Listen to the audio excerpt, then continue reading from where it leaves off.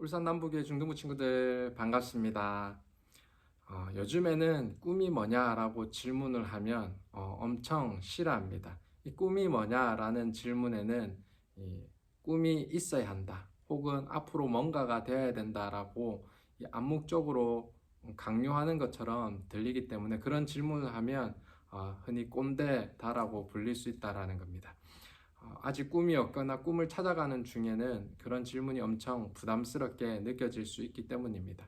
그런데 이 꿈을 묻고 또 응원해 주고 싶고 또 도움을 주고 싶은 마음에서 그렇게 하는 것인데, 아직 작은 꿈조차 꾸지 못하는 전혀 미래가 보이지 않는 시대에는 이런 질문은 참으로 어려운 질문인 것 같습니다.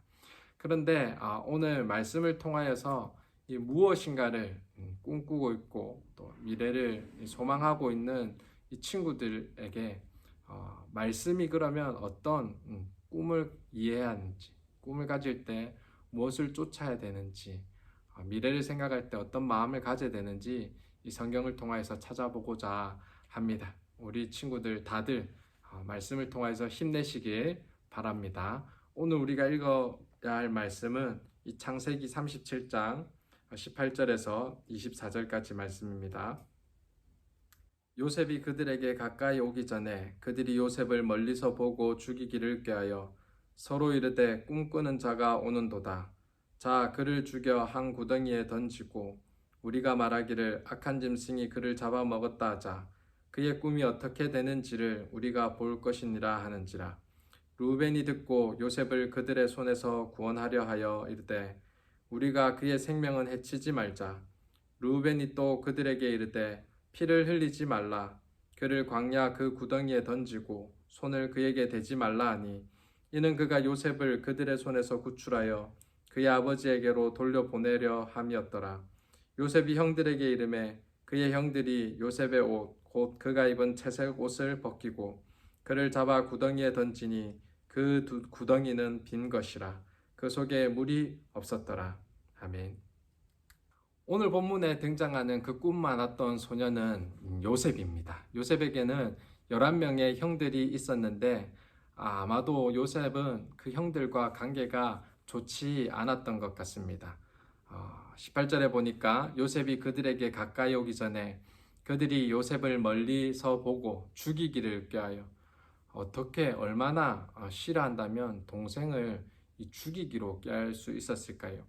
요셉이 형들에게 미움을 산 이유가 뭘까요? 우리가 잘 알다시피 37장 앞부분에 있었던 요셉의 꿈 때문이었습니다. 우리가 알다시피 요셉이 꾸었던 꿈은 요셉의 형들의 곡단이, 곡식의 집단이 요셉의 집단을 향하여서 엎드려 절을 하는 것이었고, 또 그 다음 꿈은 11별과 해와 또 달이 요셉을 가리키는 별에게 절을 하는 것이었습니다.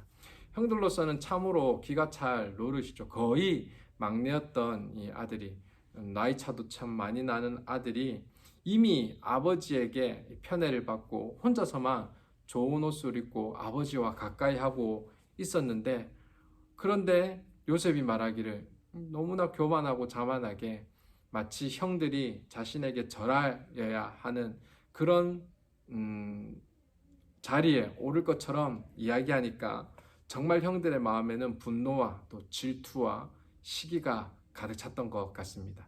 눈이 변하여 아마 괴물눈으로 요셉을 바라보았던 것 같습니다. 요셉도 그런데 이 형들이 자신을 그렇게 미워하는 것, 아니면 아버지가 정말 자신을 폐하는 것을 몰라서 이런 꿈 이야기를 하였을까요? 물론 요셉이 정말 철없는 막내와 같은 아들이었기 때문에 그럴 수도 있을 거예요.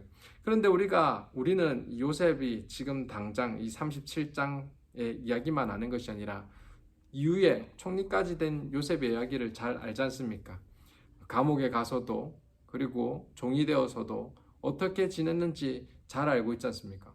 요셉이 참으로 지혜로운 사람 아닙니까? 그리고 정말 겸손한 사람 아니었습니까? 아마 요셉이 이렇게 행동한 이유는 그 꿈이 너무나도 특별하고 분명하게 여겨졌던 것 같습니다. 단순히 우리가 잠을 잤는데 잠 속에서 뭔가 튀어나온다든지 경험하지 못한 것들이 단순히 등장한 것이 아니라 너무나도 명확한 사실처럼 보였고 확실히 자신이 경험한 것처럼 보였던 그런 꿈을 꾸었던 것 같습니다. 그런데 참 안타깝게도 요셉이 여기서 실수를 하죠.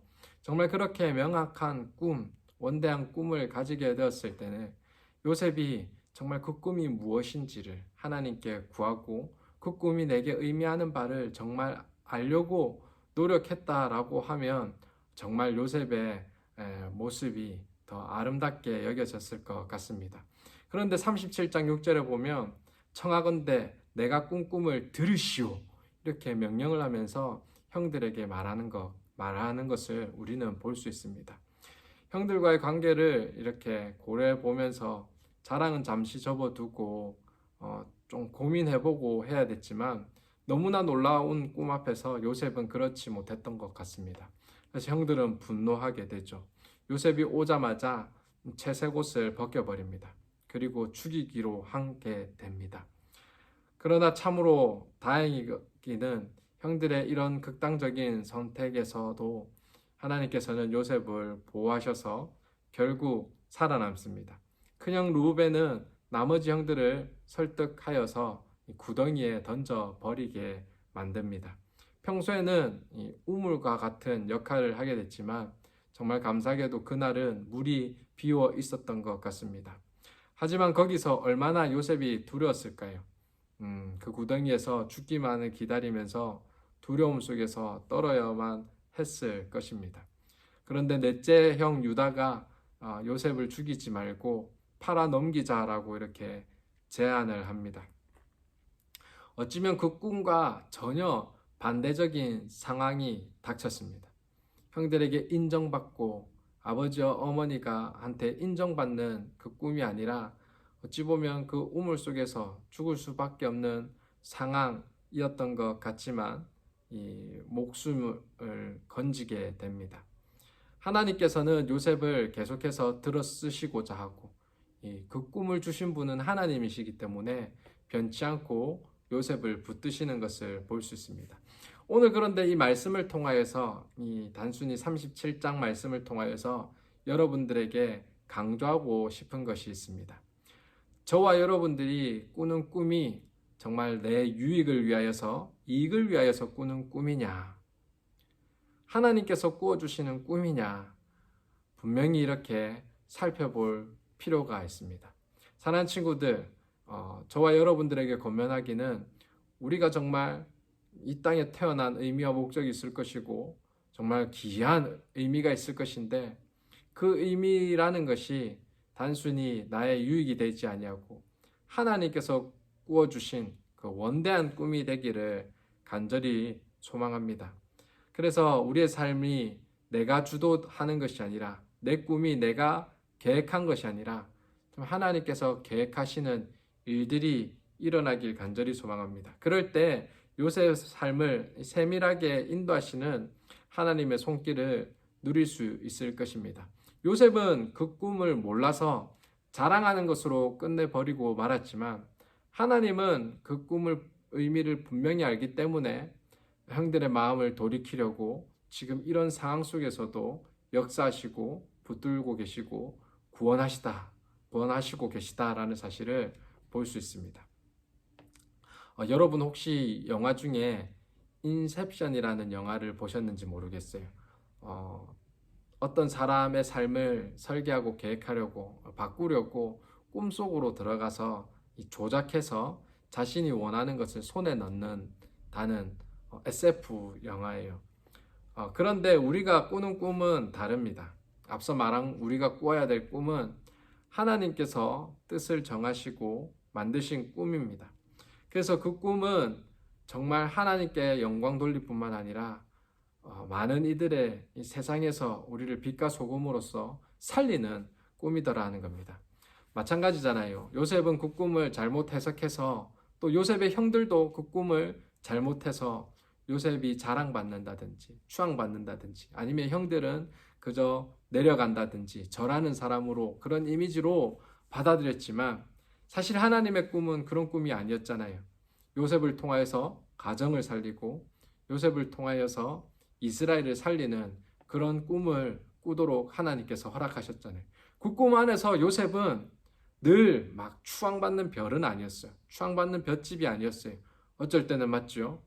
종으로, 어쩔 때는 죄인으로, 죄수로, 어쩔 때는 또 총리로 이렇게 여러 가지 모습을 보였지만 하나님의 꿈은 감옥에서든 종의 모습이든 어느 모습이든 계속해서 이루어졌다라는 겁니다.